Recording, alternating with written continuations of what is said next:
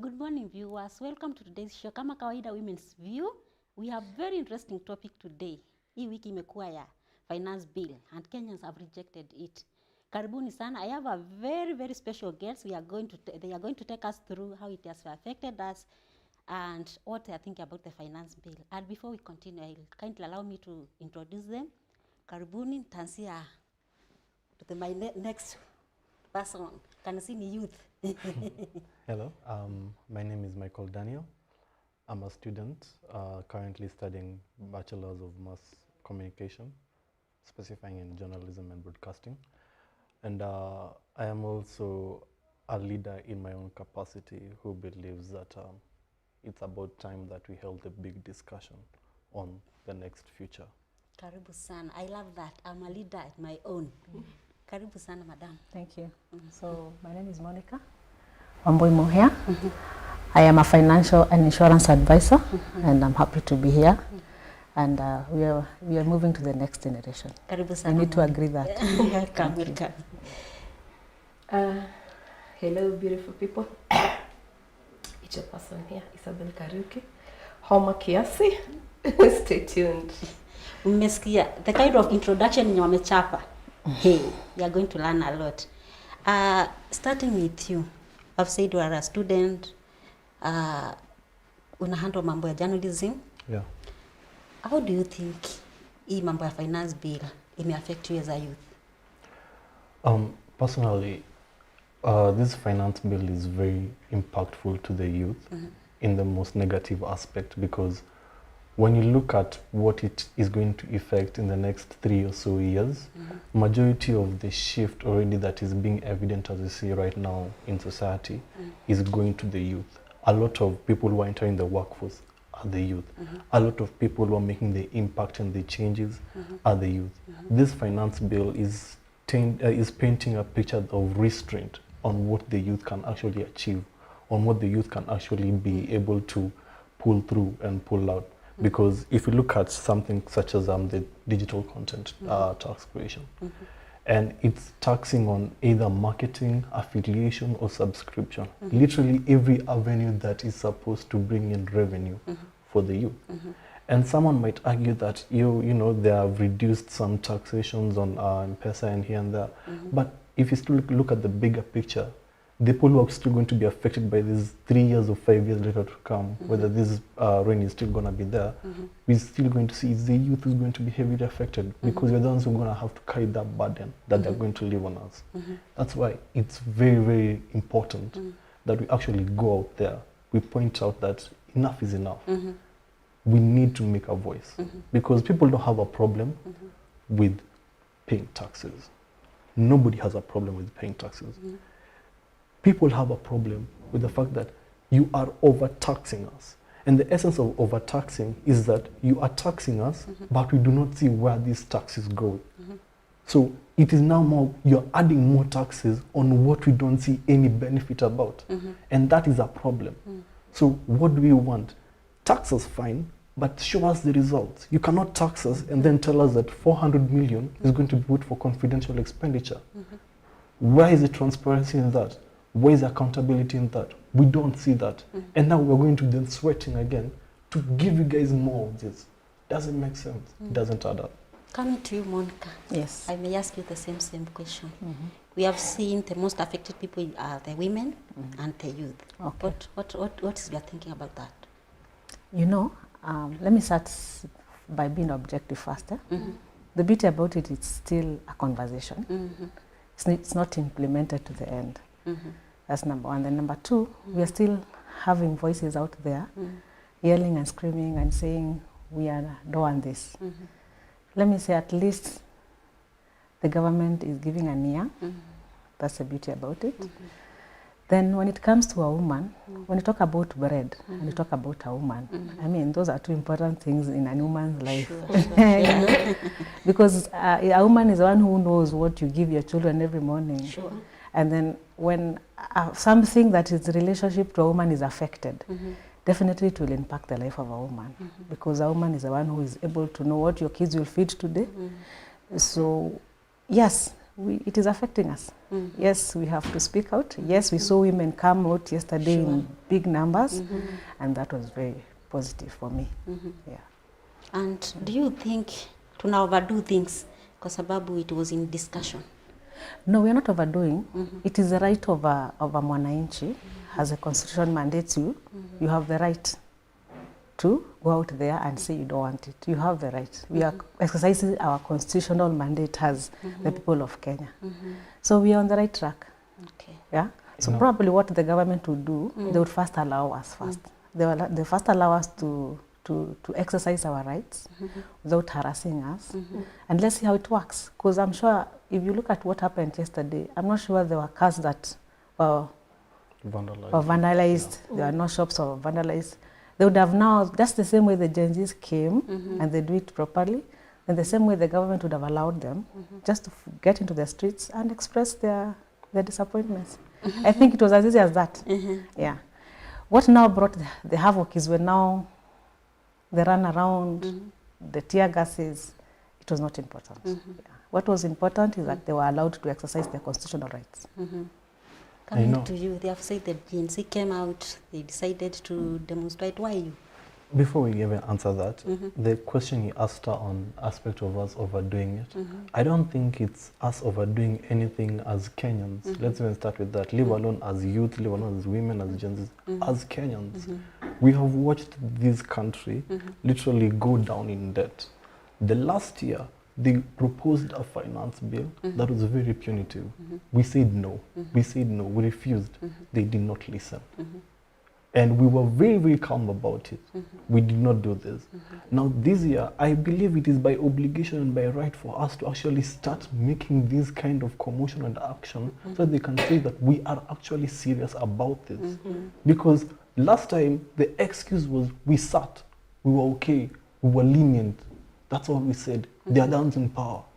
We saw some MPs go there, others failed to turn up out of coercion or something of that sort. But this year we are telling them, whoever coerces you is not going to give you the job we're going to give you in the next 5 years. You see? So we have to tell them now that we are the ones who are pulling the ropes, not you people. They have to see that as early as now. It's not a matter of overdoing. Now, onto your question of the Gen Z, why the time is now. It's a revolution. That's a fact. Across the world. Societally. Look at USA. People already are affirming that Biden is not going to get another term. No, none of the Gen Zs apparently are supporting this person.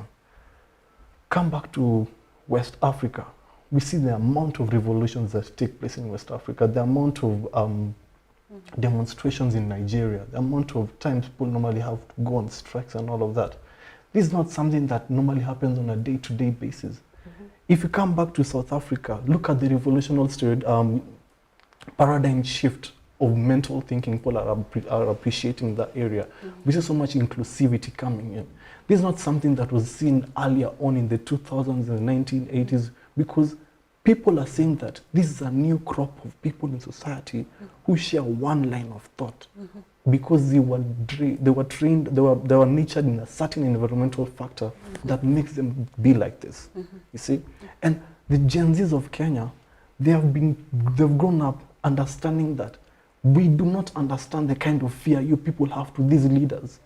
We see that these people are also human people, humans like us.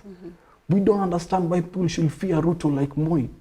We did not grow up with Moi. Maybe that's an advantage for us, maybe it's a disadvantage.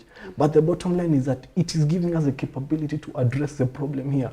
Is that the president is supposed to be our servant. They're supposed to listen to us, serve us first. The remunerations, the benefits, all of that, they're going to come in. We do not refuse.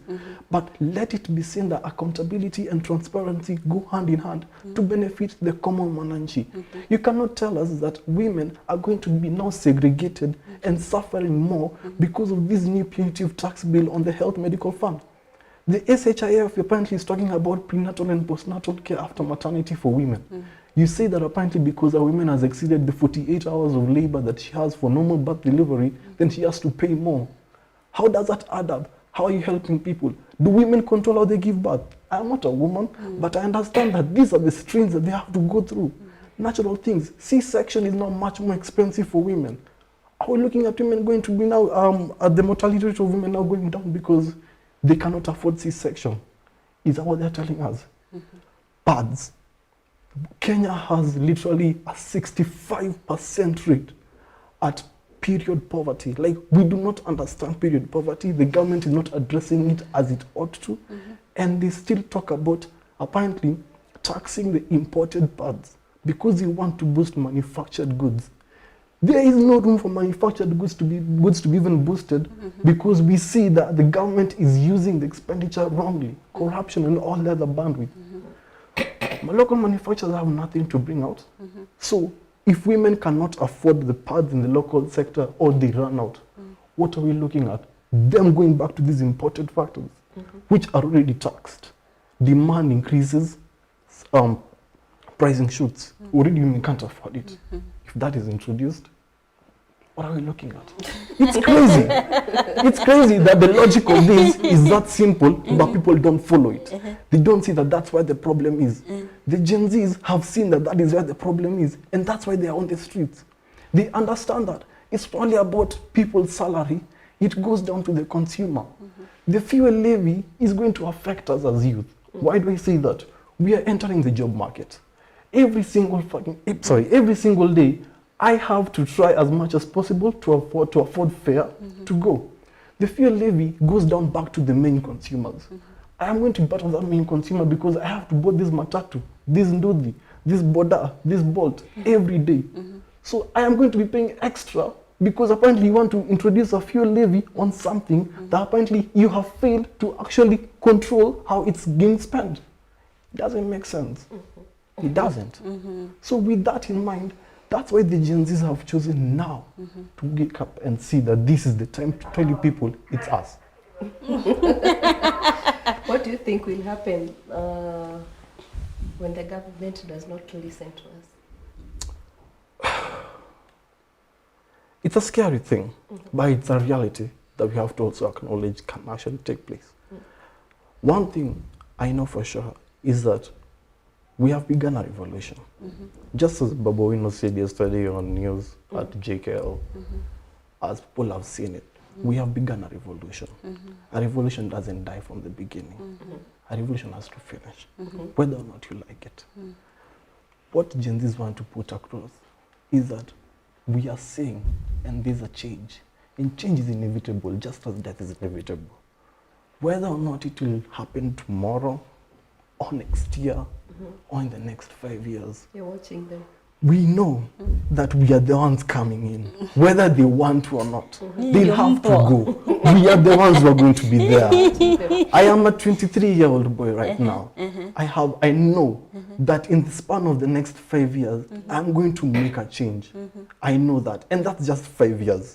So give me 10 years and let me show you how other people like me can also make this change. And if this is just me thinking and speaking right now here, and there are others demonstrating, were they here to speak much more eloquently than I am, then what will you say? So it's not a matter of whether or not they'll pass it. They should know that if they fail to, then the worst case scenario is our best case because we are still here to make it. And if they don't, if they do, then it's a win-win for both of us. And that's what we are targeting. Wow. Monica, coming to you. You have heard the GNC, what they are saying. And there was this young girl who was trending, telling Raila, now it's time for you to stay home, tuko hapa. Let's fight for ourselves. Ni sisi sasa. Yeah, and sisi ndio tupo, sisi ndio kusema. What do you think when you see them and what is your reaction about that? You know, that girl was standing in for them, for the Gen Zs and the millennials. And she was an exact, what do I call it? She's an exact of exactly what is happening in that space. So that's a voice that we all need to resonate with, as us who are not now Gen Zs and who are not millennials. Sure. Let me say this. We are coming into a space where things are changing. And I'm thinking the first thing we need to understand and to get to understand is that we need to communicate. Because, you know, during our eras, education was put down our throat. It's either you go to school or you don't. It was none of your parents' business. But them, we squeezed them, that education down their throat. You have to go to school. You have to go to college. You have to go to campus. Every parent was looking forward to have their child have a career. That's the kind of life we put on them. So them, they are a little bit knowledgeable. They are lit. Sure. They are not like us. So us will just sit and things are done for us and we are good. You know, even our parents used to kiongea unaambiwa nyamaza. Unanyamaza tu. Yeah. And in fact, our conversations was on physical, it was virtual. Yeah, sure. When your mom looks at you like this, you understand what your mom is talking about, even before she speaks. But them, they speak for themselves. I had a conversation with my friend yesterday that the son went to Ushago and the grandmother told them, nikute hizo ng'ombe hazijafunguliwa. Do you know those kids literally went and opened for the ukafungulia ng'ombe? Fanya venye unataka. No, you see, us, it was a threat. So they're telling us, nikute kama hizo ng'ombe hazijalishwa. It was not that you had been told to open for the cows. Yeah, it was vice versa. It was vice versa. But now this child literally went and opened. Because then they take things the way they are. So it's time that we come together as parents and as a government and understand that now there's a revolution. We're coming into a new space and we have conversations. I let them allow to be. Let them speak out. Let's listen. Because if we listen, there's going to be a place where we all come together and agree.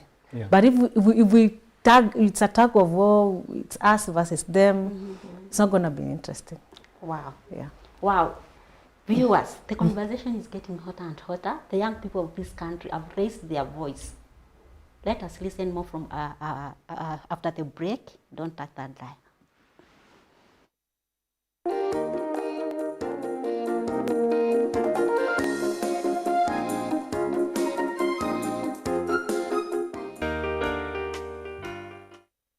Let's be mindful of the people that we work with. Very, very important. Very, very important. Let's tujaribu tu. Yes, we want to make it. You have the capability of making it. But again, unatembea na nani? Who are you planning with? When you set your goals, please focus, zoom in, focus. Then you need to deny yourself a lot of things. It doesn't come easy. When you see people are up here looking good, they've paid a price. So you want to get it so easy?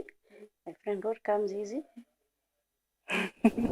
No, the short-term goals are the ones like between January to March, like 3 months. 3 months. And that is now, when you do the short-term goals, it's like between now and then, I want to have achieved what?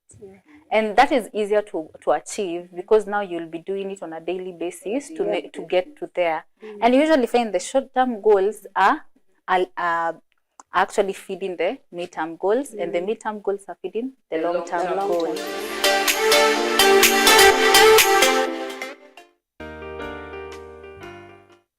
So before I introduce our guest, our amazing guest for today, we have a very short clip for you guys. Hapa tutakuonesha pencil art, how to draw a portrait ya dem. Check this out. Manze, me, I go by the name of Mike MG. I'm an artist, stroke rapper, stroke shrapper, stroke trapper. Yeah. So hata before we start, wazazi wako walisemaje about your music? Did they support you? Good. I'm still young, need some guns, need some insight. Kuserereka tutadunda will be hell of a night.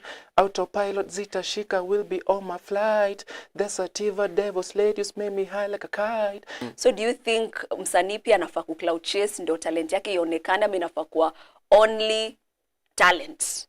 Go for Fenagito, I'd go for Octopizzo. Octopizzo. And I'd go for P-Unit. Oh. P-Unit as a whole. Wakiwa group. CY Kiki. Yes, Fresh. Hebu niambie ulikuwa unafikiria nini ukitengeneza hiyo video? Kienda Music Festival nilikuwa nafanya mafoka. Mafoka ilikuwa performance ya kurap na Kiswahili. What? Okay. Yeah. Ni kama shairi lakini ni rap. Lazima ikuwe na articulate message. Yeah, hadi tukafika finali huko Kasa. Welcome everyone. It's your girl Alice and this is GBS TV Art Club, the best art show in Eastern Africa.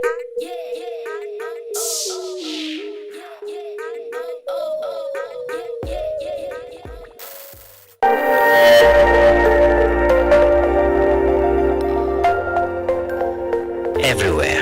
GBS.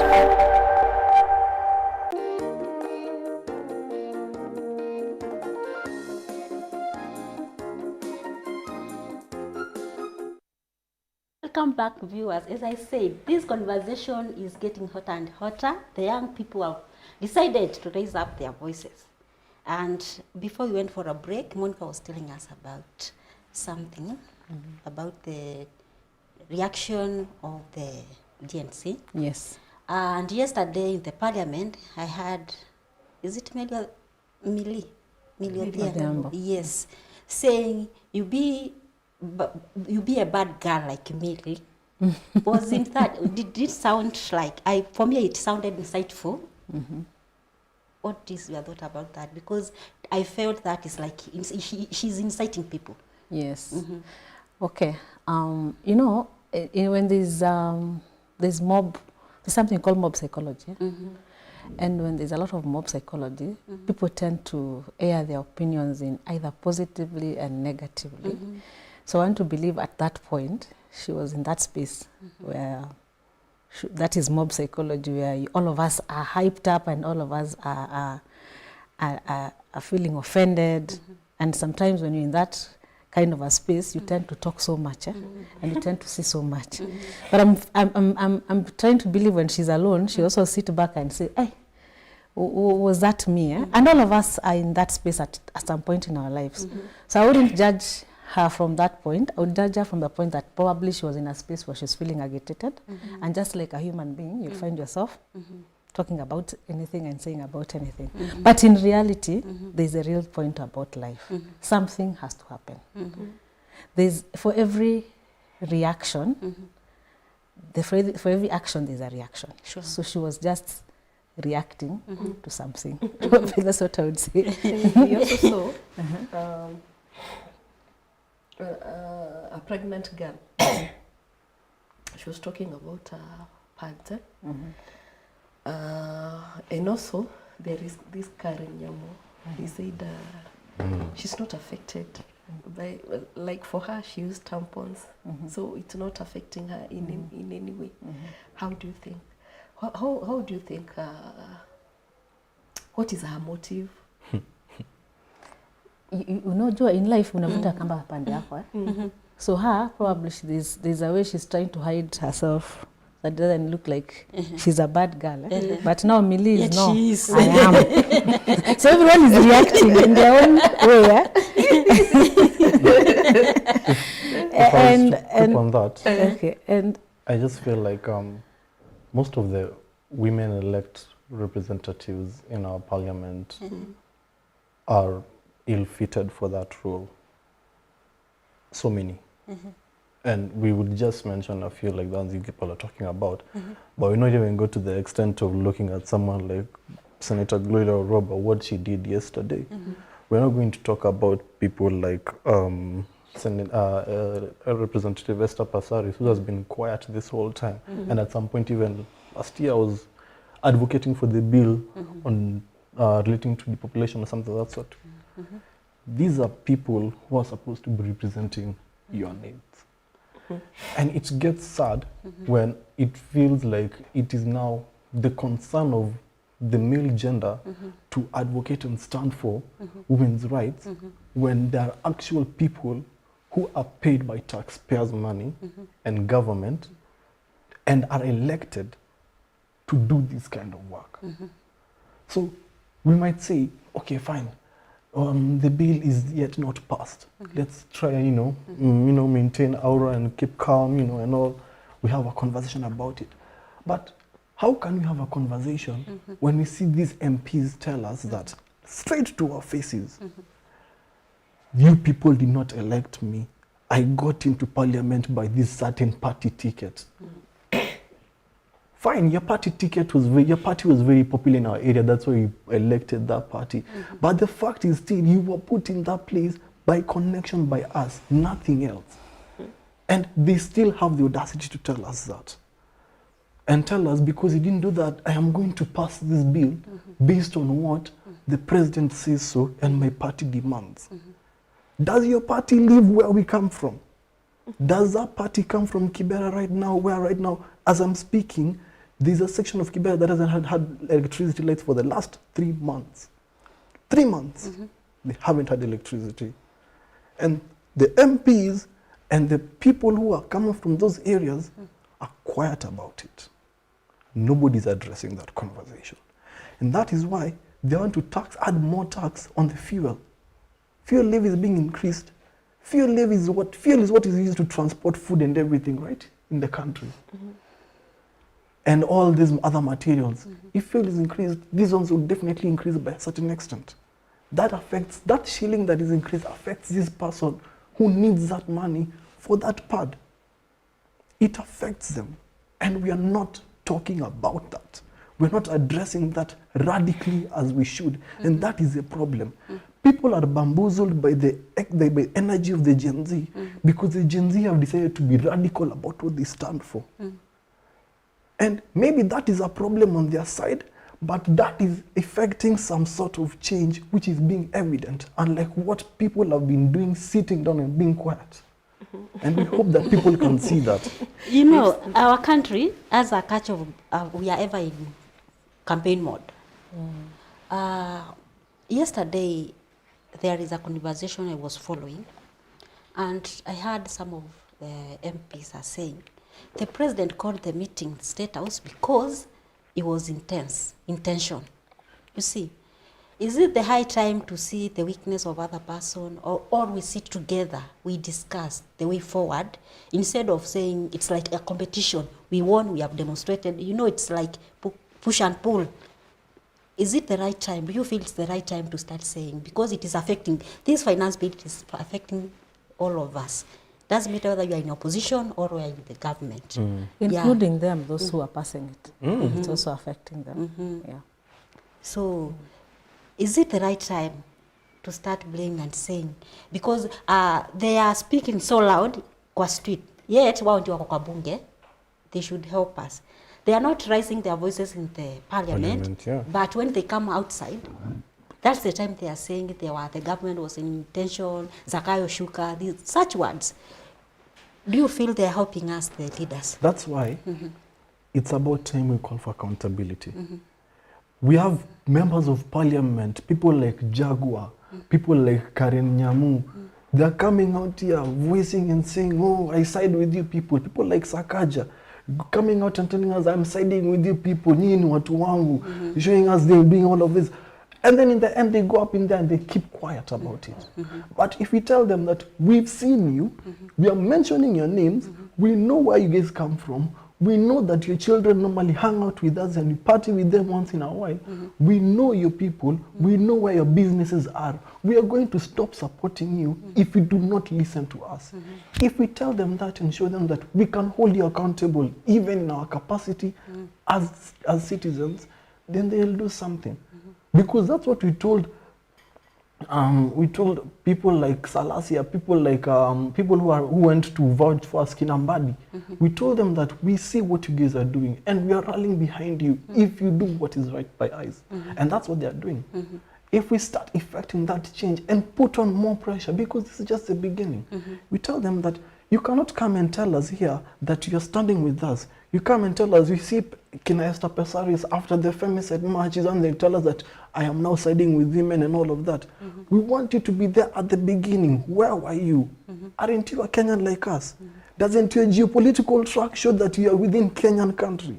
Aren't you updated just as we are?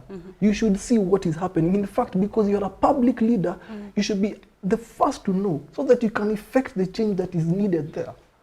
And if you do not do that, then why are you in there? Because your work is to legislate, represent, and hear us. And if you cannot do any of that, then you are incompetent. They should know that. It's a sad world, but that's the truth. Monica. Yes. You have heard from him. They Yes, say listening. whatever we were promised by the politicians, they are not delivering. Do you feel the same thing? Okay, you know, in everything there's a process. And sometimes it's difficult for people to be patient, especially when there's an ongoing process. like now for the kind of process we are, the space we are in now is a reactive process. People are reacting to a process. This finance bill 2024-25 had to begin from somewhere, and it began somewhere in November 2023. That is the time the conversation, the people who sat down and they came up with the bill, and what you usually do is from they now bring the 2023-24 bill, and now it helps them set up the 2024-25 bill. So this was a conversation that started from a point, and that time it was only within the people who are doing it. Then now this time it has been given to the public, and that's why there was public participation. Right now the noise that we're hearing is out of the public participation. All right, it is not. It is a proposed bill. It's not that it is a bill. It's a proposed one. So whatever is happening in the space, it's okay. Me, what I'm saying, once we are done with the reacting, we need now to come into action, come into play. Let's listen. What is this that people are saying that they don't want? All right. Then when we get out of that space now, let's now go to actualizing what we've learned from the space. So it's a process. So today, there's still more mandamanos coming through for the young people. They're waiting to hear what our MPs have to do, just as this says. I remember when the conversation started, Gathoni Wamuchomba was amongst the first people. Sure. Yeah, because he's the voice of his people. He's the voice. Not all MPs who can come out and start yelling. No, it doesn't look good. Yeah? But he came out strong, and also he pointed out on the complaints that the MPs had. So he was used as the voice of the MPs. Yeah. So we need some decorum. As much as there's noise, we need some way of doing things so that again life has to go on. Yeah, so we can't say all of us we're going to start making noise, all MPs should now come and start making noise. No, that's why we've been given public participation, not to pige makelele, but constructive noise. So whatever we are doing, that for me I say it's still okay. But let everyone be heard. Let the Gen Zs, the millennials, us who are all, let us all be heard, and once we are heard, let them go back, sit down again, and revise. So let's see what happens today. Let's see whether these MPs will. So we've not gotten there to justify or to crucify them. We just need to give them some space. And for you, being in a finance background, okay, we don't have problem with paying the tax, but tax inaenda wapi? Tumeona like they have said that they need to renovate Vice President's house. Does it make sense? 600 million. Renovating. Are we building another one? I want to come from a point of proposal. Yeah. And I want to come from a point of someone who noticed it's not right. That's where we can start from. Before I even react, already there's someone, even me, I feel it's not right. So let's see what are they going to do about it, because it's not right. The one who sat there and thought that was bad, he need to come in and justify to us. Why did you think removing school feeding program is not worth it? Then you renovate the MP, the Vice President's home. I think for me it's listening, more of conversation. But the day they'll put the final draft down and nothing has been done, I will lobby. I'll go to the streets. Because that's number one. Then number two, I'm in the finance sector. Like us, the insurance industry was so much affected. Can you imagine the penetration of insurance in the country is not yet even 3%. And then someone comes in and says they need to put a 2.5% levy on insurance. That tells you, even me, I'll be affected in terms of, you'll be, I'd rather take a third party and then pay the 2.5, and then I'm left out. So that means even me, my income will go. And now, do you know how many agents are there who are selling insurance? That's a big industry. It forms part of our economy. Yeah, and that's why the IRA came out strongly. We also came out strongly, and we even lobbied for our space and said it cannot happen. If Kenyans cannot take insurance, we are struggling to penetrate the market, and then again you come up with something else. So it's a conversation again. So if I implement it, then I will be out in the street. But since it was a proposal, and probably now it has been even scrapped. In fact, the word is now scrapped. It's not a conversation anymore. You see? But it was a proposal, but it has been scrapped because they listened. All right, so that one is now out. So I think we need to have that space where we're able to be patient and also listen. But also it's important to, as your constitutional right to, go out in the street and say it's a no. Yeah. Okay. We have seen previously how demonstrations are affecting our economy, especially in Nairobi. And you are planning to do one more. And that's where your mothers, you are also young people, you are also doing the businesses there. Don't you be mindful? Wakati muna demonstrate, you are affecting the biasharas in town. Let's just for a moment, let's just for a moment look at the short-term goal. Fine. We keep quiet. We do not let them see that we are actually against this, because let's keep in mind that the people who we are trying to tell them that we don't want this do not understand that online activism is actually very important and can impact people. They don't understand that, therefore they can't even feel that impact for that matter, which is very problematic. So we take them at their best case and we say that we need to actually have a physical discourse with you. Physical discourse apparently entails what is called public demonstration and picketing, which is apparently allowed and legalized and authorized by the Constitution as a human right, right? So we need to have this for them to listen to us, because worst case scenario, as I said, we do not have this. They'll keep quiet, they'll not listen to us, they'll ignore our texts, they'll ignore our hashtags, they'll ignore the hit we put on them online, and they'll just continue and pass it because that's what they did last time. And then we suffer, because right now, there are people among us here who apparently still have to pay for this housing levy that was already passed last year. You see? There are people right now who are still going to feel the pain about these taxes coming in very soon from last year. People are going to feel it yet.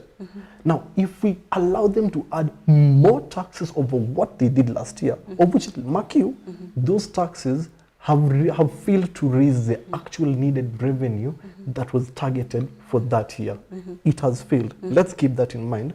Let's also keep in mind that we still have a lot of pending gap money lost in that government. So many coffers that are still being looted that we do not know about, but are there. Let's know that, okay?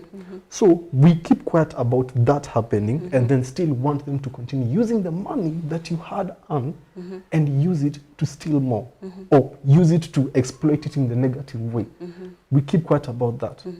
Who is going to be more in pain? You see, the problem is, I am very vehement and radical about this because I know very well it directly affects me. I am a media student. I will heavily rely on content creation in the next 2 years, right? For me to continue surviving in this country. I fail to do that. What does that encounter me? I am messed up. I do not have any source of income. Remember, they want me to still pay 300 shillings every year, every month, as a youth because I live under my parents' house. So if I fail to go out and talk about it right now and participate, if I fail to do that, even that Mama Mboga, who apparently is counting on me to come and buy food from her every single day, will not get me anymore because I don't have money to give her. That is a problem. So should she sit down and continue selling today and tomorrow so that next week she stops selling till whenever she can, whenever this government can allow us? Or should she pause for now, join us, listen to our conversation, support us, because when the government sees the numbers, the government knows that it is being put on a microscope. Accountability is coming.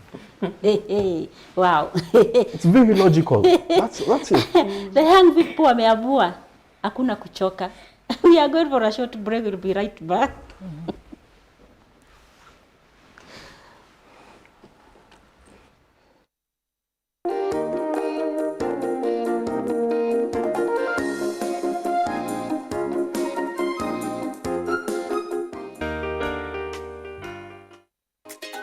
Hello.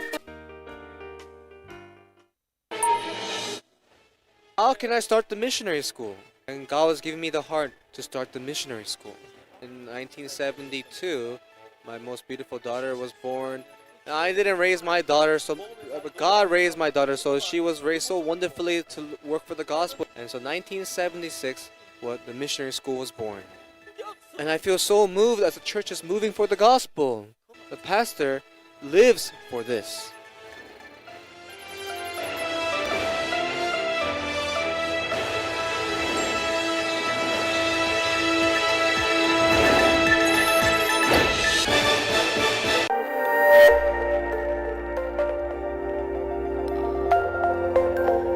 Everywhere, GBS.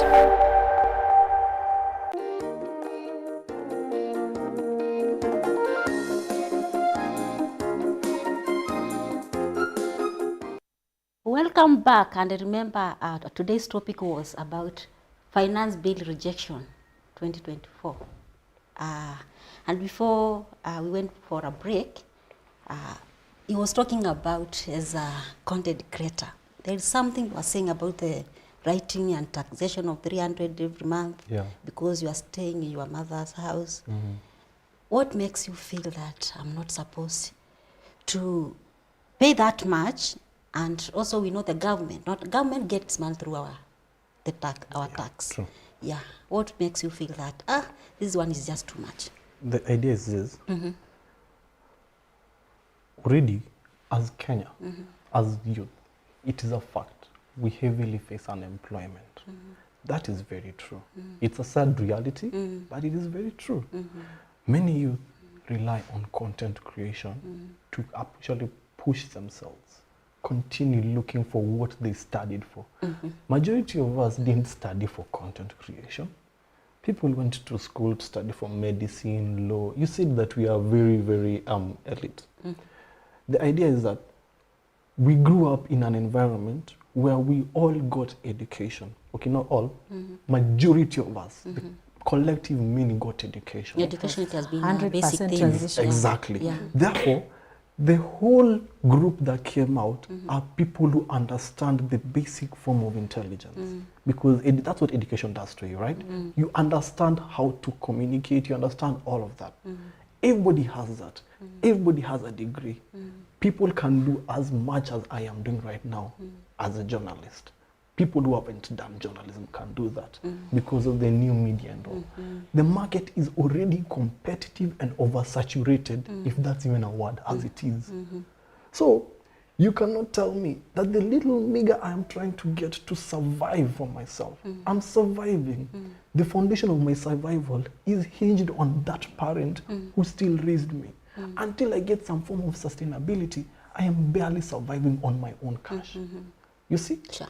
Now, you want to tell me that you want to tax me because I am now concluded no longer as I'm considered a commodity in my parents' house. So I have to pay 300 as a form of remittance to the government.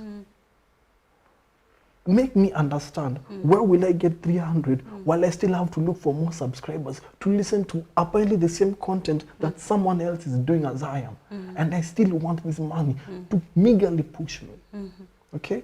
So you're telling us, why do you think we should stop the government from using this money? The government has already other avenues of money that it has failed to properly exploit or has manipulated it negatively to benefit them more than the people. How many times do you normally hear of NHIF scandal in the country? How many times every year there must be the mention about NHIF, something happening with it? Money laundering or money embezzlement or something of the sort in these offices. And then the cases get thrown away or they get lost somewhere. We never hear about them again. That is money lost. That money could have been injected somewhere to positively boost the economy. But because we do not want to address that, that is why we are suffering. So you cannot ask us to actually be quiet and pay for these other taxes when the taxes we paid for earlier have failed to actually reach the needed revenue that was put across. Those taxes have failed to boost the economy. Those taxes, we are seeing them being used on expenditures wrongly. People apparently exploiting this. Why does the president have to go all this way, all these journeys? We understand strategic diplomacy. We do, and we appreciate that. Putting Kenya in the limelight. We are very, very, very appreciative of that. But doing that at the expense of people who apparently know very well they could have benefited better with that money is heinous. And that's a fact. Facey. Monica, we have seen a female journalist being arrested. Was there enough reason for them to be arrested? No. When we started the conversation, we agreed it's the constitutional right of every person to be out there and speak out and even go to the street. Yeah. So they had no right to, in fact, not even her alone, everyone who participated yesterday. This was a constitutional right, so they would have just allowed them to be. My conversation is they would have just let it be. I was looking at a situation where they would have just supported them. Not by the way they are lobbying, and then police are here just creating some order. You know the way you see there's a run or a walk in town. I know police are always there guarding people to keep order. I'm thinking that should have been the situation. And they did it very peacefully, taking selfies. Yes. They would have just allowed the police to bring order, but not to brutally make these people run around. They would have just allowed them to be. Because, you know, one, it's their right to actually go and demonstrate. Let's start with that. Yes. Two, we all know, if you are actively online, you all know that there was a memo already sent earlier on with the required measures to notify. We do not request to go and demonstrate. Because they are constitutional. You do not request what is your right. Yes. It is your right to be alive. You cannot beg someone to continue living every day. It is actually your right. So you cannot request the police to give you security when you are going to demonstrate. That is why it is notified, because it is your constitutional right. People don't understand that. So you see, so the police have a right, have an obligation to actually come and protect us. A protest, as you saw the other day, and I believe as is currently happening, a protest is basically us walking, making people see that we are here, we are not okay with how things are, so we are making as much noise as possible that you hear us as we are. Yeah. We are not coming to interfere with anything that you are doing. And if in it fact, is your they business, did not interfere. if that's even your question, you asked me about the Mambogas being interrupted in their protest. Those mamambogas are being interrupted because of fear. The fear that things will go awry. We saw yesterday where the problem began, even in the protests, if there were any. It was the police who began chasing. They are the ones who began shooting rubber bullets at these people. And also the goods could take advantage of that. They are the ones who apparently began shooting canisters. The police who apparently got hurt. You knew very well you had, nobody apparently was doing anything to aggravate anybody around that area. You decide to throw a can of tear gas at these people. These youth who are apparently trying to fight for also you as well. You are trying to throw them a canister. Why? What have they done wrong? Why are you doing that? It doesn't make sense. So that becomes a problem because you see that it is even the law enforcers who are becoming part of the problem. And I don't understand why people don't actually see the plain, clear picture as it is. Where are the aggressors here? Was there any reported vandalism noted? Was there anybody robbed? None. We only saw apparently it was the media people. A media person isn't even supposed to be assaulted because the freedom of the journalist is actually enshrined in the Constitution. Freedom of the media, it is enshrined in the Constitution. You should not even attack a media personnel. They are doing what is needed by them, even by the human rights. So why would you attack a media student or a media personnel? Why would you go ahead also and attack a citizen who has the right to go ahead and protest? Who is at fault here? Is it these people or the government? I have to ask a question. Do you think they were instructed? That is the only thing that we can go with. That is the only way we can buy into this because we don't want to believe these people are mad or they are stupid. These are people who are apparently parents to people right now. We understand context. We understand financial situations. We understand that maybe you are told, chukua hii endo wamwagie maji. We understand that might have happened.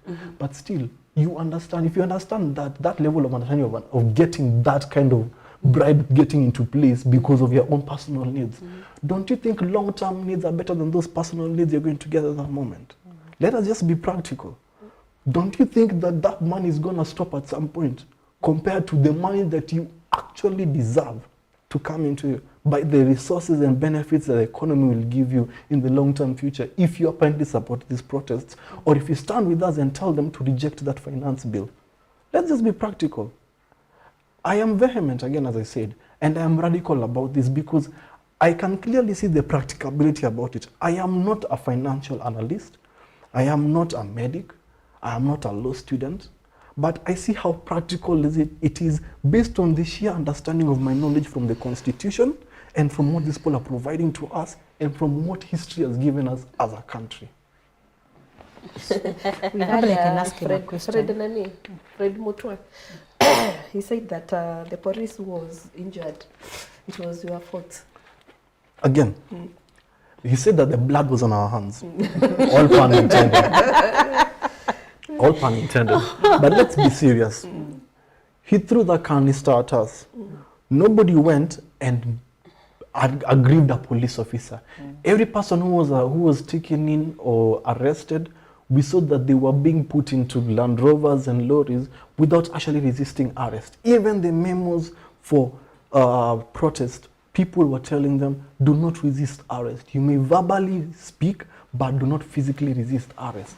So what incentive did this person have to throw that at us and actually make us feel like that? That's another problem we have with our government. They love guilt-tripping us as people. Why do you guilt-trip your citizens? Let me ask a question. Huh? Oh, I'm sorry. Monica, we are out of time. Okay. This conversation, we cannot, To be continued. to make it brief. To make it Let brief. her just ask her question, yeah. To make it brief. What was your ideal way of handling that whole scenario or lobbying for yesterday? What was your ideal scenario? if you My were to be ideal asked? scenario, Yeah. generally, Yes. the idea was basically Or what this. was it that the disease and the millennials had in mind? We were to go to parliament. Okay. We were to sit in front of the gates of the parliament. Okay. When they come in, when they come out, they see that we actually know them. We are pointing to them, tunawaambia wewe ni Jalango tunakuona ukiingia pale. Wewe ni Salasia, si ndio? Wewe ni Mbadi. You people, we put you there. We need you to listen to us. Reject that bill. Simple as that. Nobody was going to throw anybody at anybody. Nobody was going to assault anybody. And even as demonstrations normally go, we would have basically followed the quips of demonstrations. We would sit down in peace, we would chant in peace, solitary, and just say, hatutaki hii. Let them listen to And that. you had communicated it That clearly. was the memo. We were to just walk around peacefully demonstrating. What makes it impossible for us to demonstrate like other demonstrators across other countries? Nothing. Basically, we see yesterday was a litmus test to prove that the past demonstrations were always premeditated with violence by people who were instigating it right inside it. You saw yesterday, it was a very organic demonstration that showed that everybody wanted one thing: economic stability and reprieve from all the burden we are carrying as a country because of poor decisions by the leaders we have up there. Okay. That was it. Nothing else. Wow. This conversation cannot come to an end. Tafadhali, give us your parting shot. My parting shot is this. The government needs to understand this. All the institutions and organizations that are very relevant to the move of our society, the religious institutions, medical institutions, workers institutions, all of them need to understand this. If yesterday's demonstrations was not in any way politically affiliated with anybody, and that is a warning. An organic demonstration, a demonstration that begins with just the people, the common people rallying themselves up because of what people are doing, notice that you as a government, you are messing up. And they need to bootstrap themselves, see and retract their steps, reject that bill, listen to us, and apparently be accountable. That's all. Okay. Now, I think now it's clear that it's a people preservation against the government, and that is not a good route to follow. Yeah? So it's the right time that the government comes in and let's come up with conversations. When people start looking for their own ways to survive, then that means they don't believe in their government. They don't have trust with their leaders, and that's something that needs to be sat and be discussed, that we can talk one voice It's called our national anthem. Says that we should live in peace and unity. So I hope the government will remember that we have a national anthem and we have a constitution that governs our government. It's not a one-man show. It is the voice of the people that dictates what the country should be. Thank you. Sabera. Personally, I would reject it because I don't have trust with politicians. I don't have trust because whatever they say, it's a total lie. But if I was to pay the tax, I use nice roads, they support our youth, and there's no problem with medical insurance, I have no problem with that. Wow, thank you viewers for watching, and remember to follow us, to follow this conversation through our social media platforms at GBS Africa. Goodbye for now.